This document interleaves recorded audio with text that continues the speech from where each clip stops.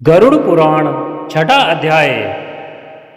गरुड़ जी ने कहा, हे भगवान, नरक से आया हुआ जीव माता के गर्भ में कैसे उत्पन्न होता है? वह गर्भवास आदि के दुखों को जिस प्रकार भोगता है वह सब भी मुझे बतलाइए। भगवान विष्णु ने कहा, हे गरुड़, स्त्री और पुरुष के संयोग से जैसे मनुष्य की उत्पत्ति होती है उसे मैं तुम्हें कहूँगा।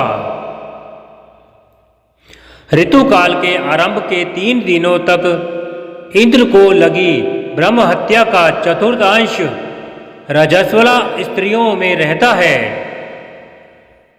उस ऋतुकाल के मध्य में किए गए गर्भाधान के फलस्वरूप पाप आत्माओं के देह की उत्पत्ति होती है।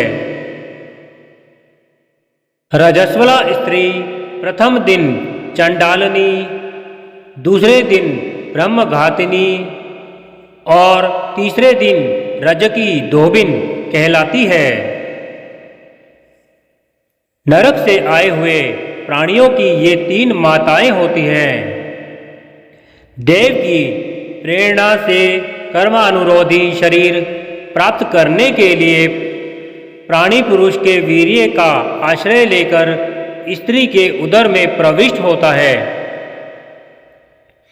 एक रात्रि में वह शुक्राणु कलल के रूप में, 5 रात्रि में बुद्बुद के रूप में, 10 दिनों में बेर के समान तथा उसके पश्चात मांसपेशियों से युक्त अंडाकार हो जाता है।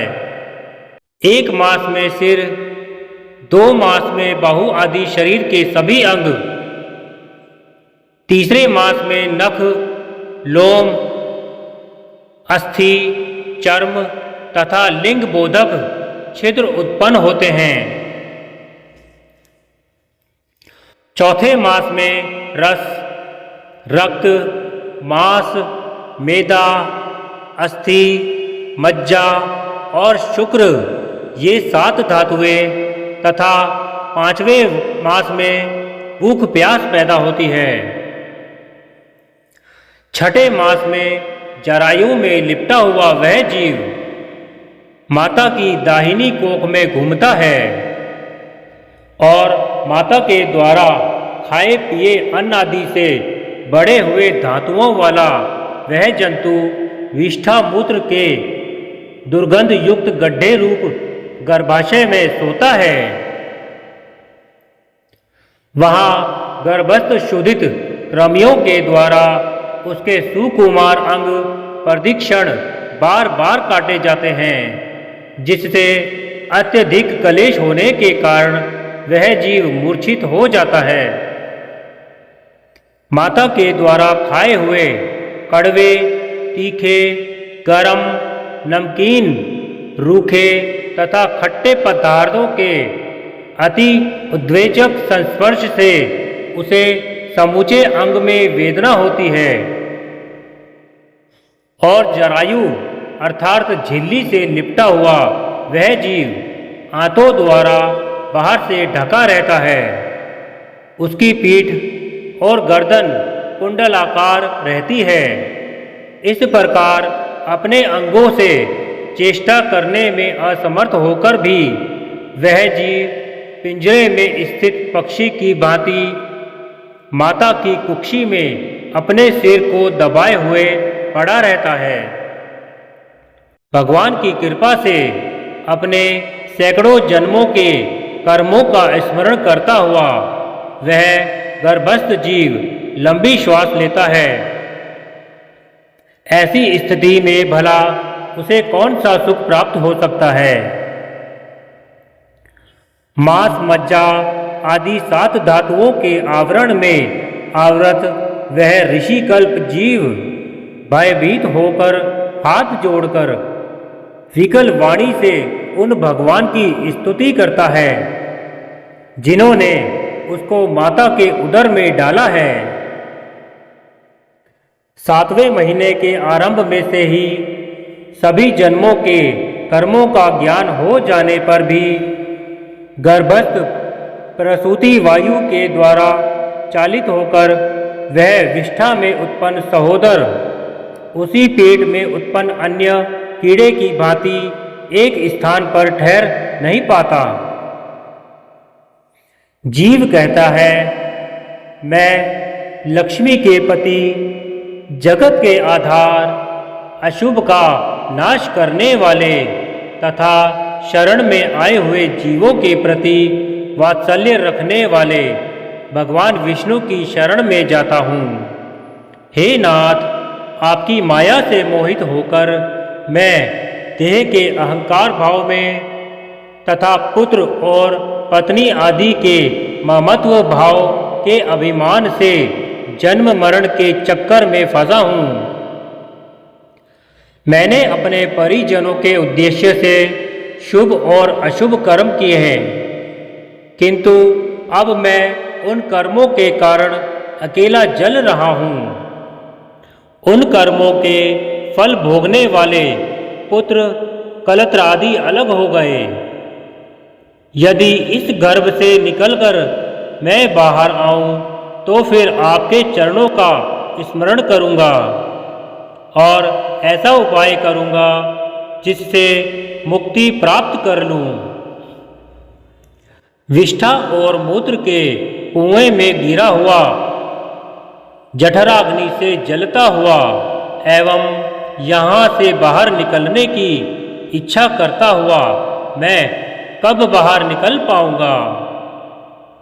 जिस दीन दयाल परमात्मा ने मुझे इस प्रकार का विशेष ज्ञान दिया है, मैं उन्हीं की शरण ग्रहण करता हूँ, जिससे मुझे पुनः संसार के चक्कर में ना आना पड़े, अथवा मैं माता के गर्भगृह से कभी भी बाहर जाने की इच्छा नहीं करता, क्योंकि बाहर जाने पर पाप कर्मों से पुनः मेरी दुर्गति हो जाएगी। इसीलिए यहाँ बहुत दुख की स्थिति में रहकर भी मैं खेद रहित होकर आपके चरणों का आश्रय लेकर संसार से अपना उद्धार कर लूँगा। श्री भगवान बोले, इस प्रकार की बुद्धि वाले एवं स्तुति करते हुए 10 मास के ऋषि कल्प उस जीव को प्रसूति वायु प्रसव के लिए तुरंत नीचे की ओर ढकेलता है। प्रसूति मार्ग के द्वारा नीचे सिर करके सहसा गिराया गया वह आतुर जीव अत्यंत कठिनाई से बाहर निकलता है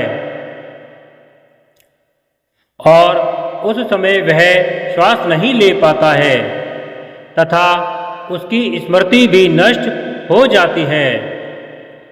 पृथ्वी पर विष्ठा और मूत्र के बीच गिरा हुआ वह जीव मल में उत्पन्न कीड़े की भांति चेष्टा करता है और विपरीत गति प्राप्त करके ज्ञान नष्ट हो जाने के कारण अत्यधिक रुदन करने लगता है। गर्भ में रुग्ण अवस्था में शमशान भूमि में तथा पुराण के पारायण या श्रवण के समय जैसी बुद्धि होती है, वह यदि स्थिर हो जाए तो कौन व्यक्ति सांसारिक बंधन से मुक्त नहीं हो सकता। कर्म भोग के अनंतर जीव जब गर्भ से बाहर आता है, तब उसी समय वैष्णवी माया उस पुरुष को मोहित कर देती है। उस समय माया के स्पर्श से वह जीव विवश होकर कुछ बोल नहीं पाता, प्रत्युत शैशवादी अवस्थाओं में होने वाले दुखों को पराधीन की भांति भोगता है। उसका पोषण करने वाले लोग उसकी स्थिति इच्छा को जान नहीं पाते, अतः प्रत्याख्यान करने में असमर्थ होने के कारण वह अनभिप्रेत अर्थात विपरीत स्थिति को प्राप्त हो जाता है। स्वदज जीवों से दूषित तथा विष्ठा मूत्र से अपवित्र शैया पर सुलाए जाने के कारण अपने अंगों को खुजलाने में, आसन से उठने में तथा अन्य चेष्टाओं को करने में वह असमर्थ रहता है। जैसे एक कृमि दूसरे कृमि को काटता है, उसी प्रकार ज्ञान शून्य और रोते हुए उस शिशु की कोमल त्वचा को डांस, मच्छर और खटमल आदि जंतु व्यथित करते हैं। इस प्रकार शैशव अवस्था का दुख भोगकर वह पौगंडावस्था में भी दुख ही भोगता है।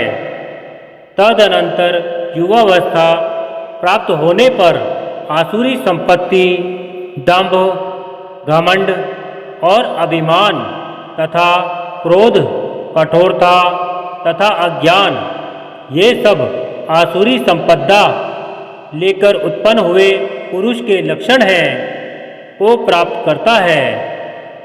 तब वह दुर्व्यवसायों में आसक्त होकर नीच पुरुषों के साथ संबंध बनाता है और वह काम लंपट प्राणी, शास्त्र तथा सत्पुरुषों से द्वेष करता है।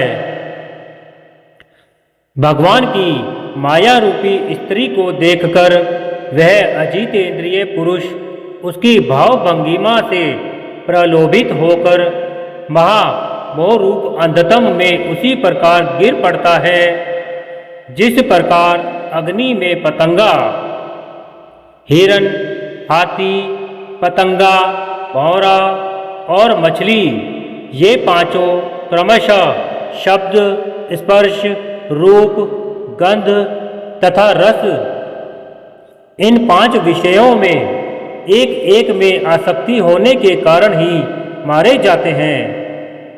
फिर एक परमादी व्यक्ति जो 5 इंद्रियों से 5 विषयों का भोग करता है, वह क्यों नहीं मारा जाएगा?